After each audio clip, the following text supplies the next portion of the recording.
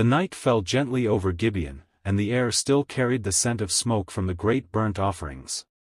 All day, Solomon had stood before the altar, overseeing the sacrifice, 1,000 offerings given in reverence to the God his father had served with passion and tears.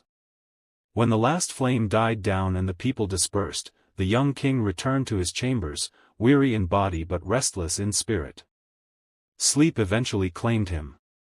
Welcome to Testament by P. If you love Bible stories that inspire wisdom, faith, and truth, subscribe now and join this growing family of believers. In the quiet of the night, when the noise of the world faded and the heart spoke more clearly than the tongue, God appeared to Solomon in a dream. There was no thunder, no fire, no trembling of the earth, only a presence so overwhelming that Solomon knew at once he stood before the Lord of heaven and earth. The God who had guided Abraham, spoken to Moses, and strengthened David now turned his attention to David's son. Then came the question. It was simple, yet weighty enough to shape a lifetime. God invited Solomon to ask for whatever he desired. The young king felt the full weight of the moment settle upon him. This was no ordinary dream. This was an invitation that could redefine a kingdom. In his mind passed visions of gold, long life, unchallenged power, and victory over enemies. He knew such things were within reach if he asked. Yet instead of reaching outward, Solomon's thoughts turned inward, to his own weakness.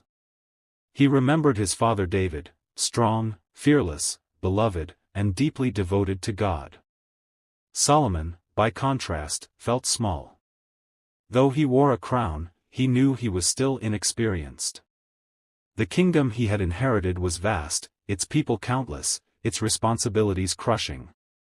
He was a king, yes, but a young one, uncertain and aware of his limitations.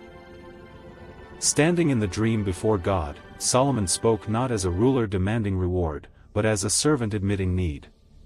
He acknowledged God's faithfulness to his father and confessed that he had not earned the throne by his own strength. Leadership, he realized, was not about authority alone, it was about judgment, understanding, and the ability to discern what was right in the midst of complexity. The people he ruled were not objects to command but lives to guide.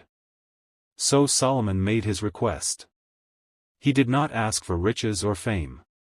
He did not ask for the downfall of his enemies or the extension of his years. Instead, he asked for wisdom, an understanding heart capable of ruling justly, distinguishing good from evil, and leading God's people with fairness.